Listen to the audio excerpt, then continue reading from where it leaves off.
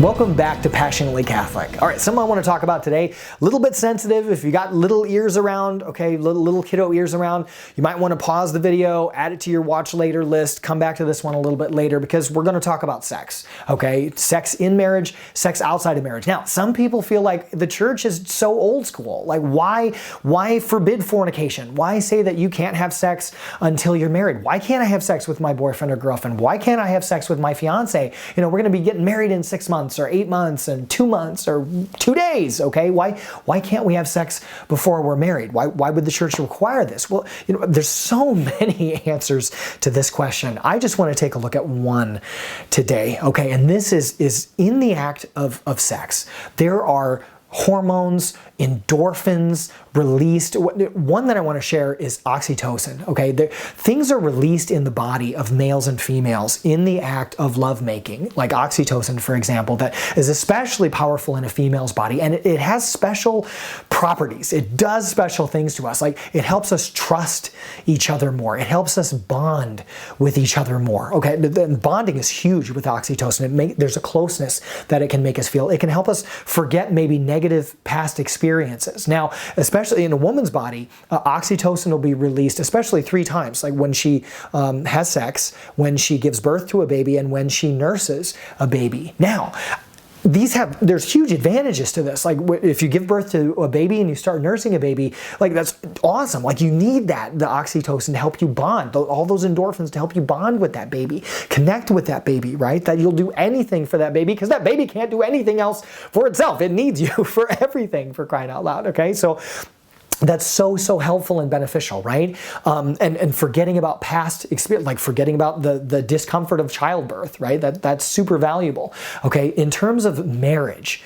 sexuality within marriage, and that nuptial bond between husband and wife, these are really beneficial. I mean, let's be honest. Being married is a challenge, okay? And I'm firmly convinced that God gave lovemaking, that God gave sex to married couples as a help, okay? Not just for procreation, but for that bonding of the couple like the church teaches us. It's both for babies and bonding. It has a unitive and a procreative purpose, right? But it's necessary. It's necessary. It helps us forget maybe if we've had fights or, you know, if there's been disagreements or we irritate each other, it helps us to forget that. It helps bond us together like a human super glue. These endorphins and oxytocin help hold us together, right? It fosters trust within the relationship. Like all of that is absolutely essential within marriage. But consider this now. Look at before marriage, okay? Whether it's engaged or dating, like, I don't even care. What is this going to do to a relationship like that? Okay, teenagers, people in the 20s, you know, whenever, if you're in your 30s, you know, before getting married, what's this going to do? Okay, what if one of the partners is abusive? What if maybe it's physical abuse, maybe it's verbal abuse, maybe it's emotional abuse. Okay, if you're having sex, you're having these endorphins released, you're bonding with this person deeply. Okay, this is not only a physical action and sharing together, this is a deeply emotional and spiritual connection and bonding that's taking place. But just looking at the mere hormones and the effect that they have on us, you know, if they're abusive to us, we're going to forget some of these negative abuses. That we shouldn't be doing that. Okay, we need to be aware of the person that we're dating and how important this is because we may end up married to this person if we continue in this relationship. We don't need anything clouding our minds and clouding our judgment. I mean, if you're married, like, okay, you're committed, right? Like having a little bit of help to work through the relationship and stuff like that is certainly useful, right? But pre-marriage, you need to be thinking really clearly, okay, and not having sex get in the way of having a clear mind and the endorphins and oxytocin, right? You need to be able to think clearly and not just give them trust that they don't really deserve or trust that they may not have earned. To be bonded with them in this way, well, you're not committed to them yet. They haven't committed. This is huge. They haven't committed themselves to you. Okay, what does that say about their love for you? How much are they even loving you? Having sex with you? Because can they even control themselves? Can they prevent themselves from having sex? Because we can't give what we don't have. And if we can't control ourselves, then we can't even give ourselves. And that would be love. Love is a gift of self. Lust is taking. And ladies especially, you know when you're being used.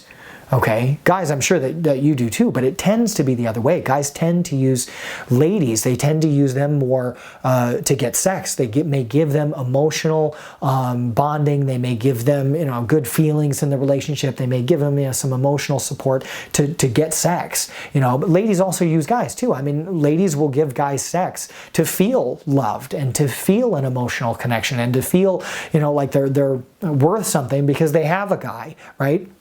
Let us be rooted in our relationship with God more than anything else, rather than rooted in our relationship with somebody else. Let us draw our dignity from our relationship with God and who we are as God's child, God's adopted son or daughter by virtue of our baptism, rather than in some other relationship. So, I mean, again, there's so many different directions we can go on this and why to save ourselves for marriage and save sex for marriage. But just, raw and only in the bonding, the oxytocin, the endorphins that are released in the sexual act, just on that alone, I think that there's a very solid argument for why to wait. And I would encourage you in that chastity to grow in the virtue of chastity, which is certainly a challenge. I mean, the Catechism recognizes that, and this is one of my favorite quotes from the Catechism, is that man either governs his passions and finds peace, or he lets himself be dominated by them and becomes unhappy.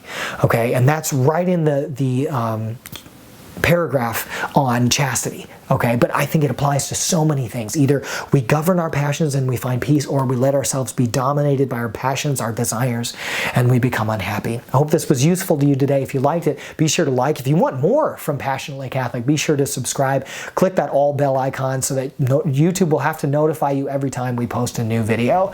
May God richly bless your day, and I look forward to being in touch with you again very soon.